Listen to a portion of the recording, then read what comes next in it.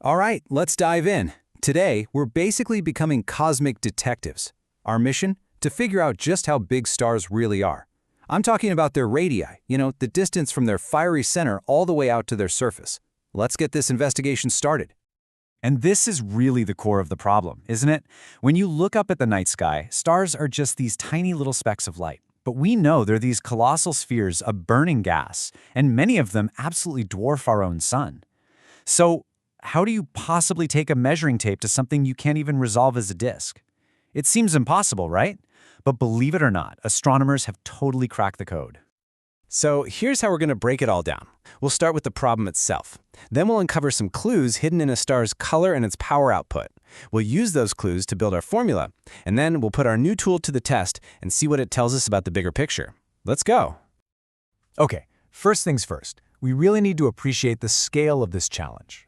This isn't just tricky, it's fundamentally impossible to just measure a star's size directly. I mean, just think about our sun.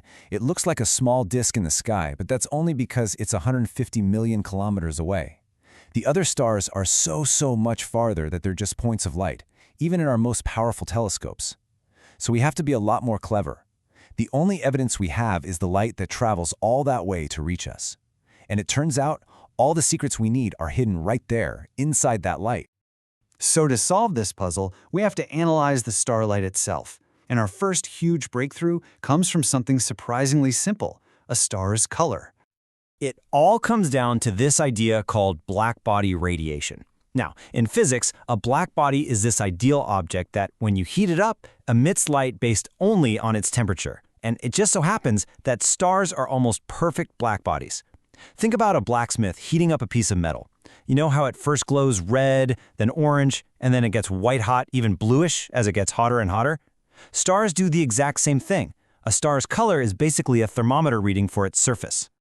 And this color temperature thing isn't just a neat observation, it's a physical law. It's called Wien's displacement law, and it gives us the precise mathematical key for our first clue. It basically says that a star's peak wavelength, which is what determines its color, is inversely proportional to its temperature. So, hotter means bluer, cooler means redder. Simple as that. This graph shows you exactly what I'm talking about. See the star at 3000 Kelvin? Its curve peaks over in the red, long wavelength part of the spectrum. But now look at the 12,000 Kelvin star. Its peak has shifted way over to the left, into the blue, short wavelength region. By finding where that peak is, we can nail down the star's exact temperature. Let's try it with our own sun. We know its peak wavelength is right around 510 nanometers. So, as you see here, we just plug that into Wien's law. And the result? We get a surface temperature of about 5700 Kelvin. Boom! Just from looking at its color, we've taken our star's temperature. Clue number 1 is officially in the bag. Okay, so we know the temperature of each little patch of a star's surface. For our next clue, we need to figure out the star's total power output, and that's the key that's going to connect temperature to its overall size. This total power output has a name, luminosity. It's the total amount of energy the star blasts out every single second. And logically, it has to depend on two things. One, how much energy each square meter of its surface is kicking out, that's the temperature, and two, how many square meters of surface it actually has. And that surface area, of course, depends on its radius. See where this is going? We're getting really close. And this brings us to our second really critical law, the Stefan-Boltzmann law. This formula is beautiful because it connects everything we've been talking about. Luminosity, L, depends on the surface area, which has the radius r in it, and the temperature raised to the fourth power. And there it is, hiding in plain sight, r, our target. But hang on, just appreciate that t to the fourth power part.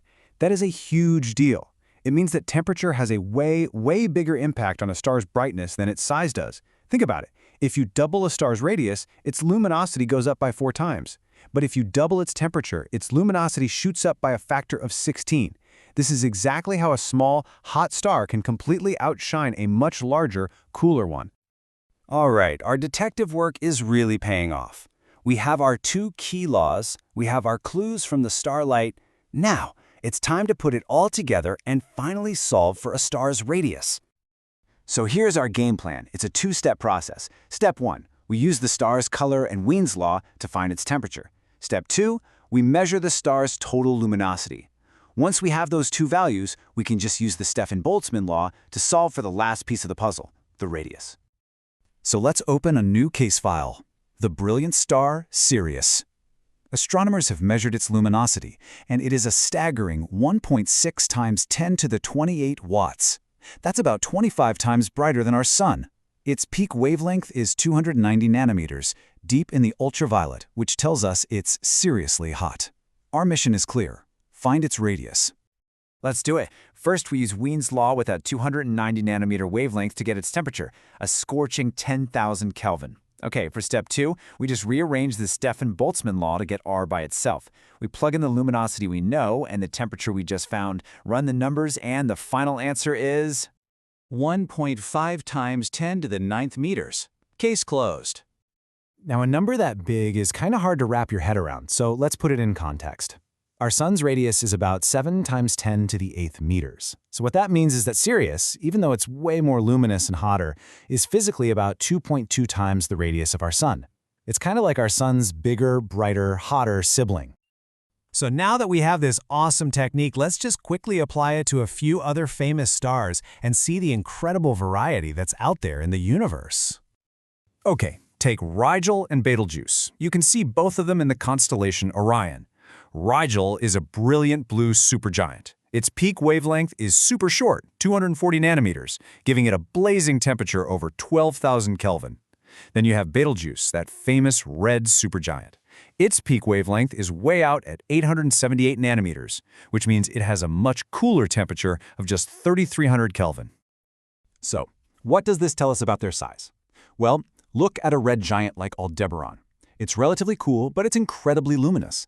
Our formula tells us the only way that's possible is if its radius is more than 40 times bigger than our Sun's. It has to have an absolutely enormous surface area to be that bright. So the big takeaway here is that cool, bright stars have to be giants.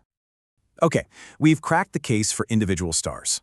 For our final section, let's zoom all the way out and see how this amazing tool helps astronomers map out the entire universe of stars. This is the famous Hertzsprung-Russell diagram, or HR diagram for short. It plots a star's luminosity against its temperature, and our method for finding stellar radii is the absolute key to understanding it.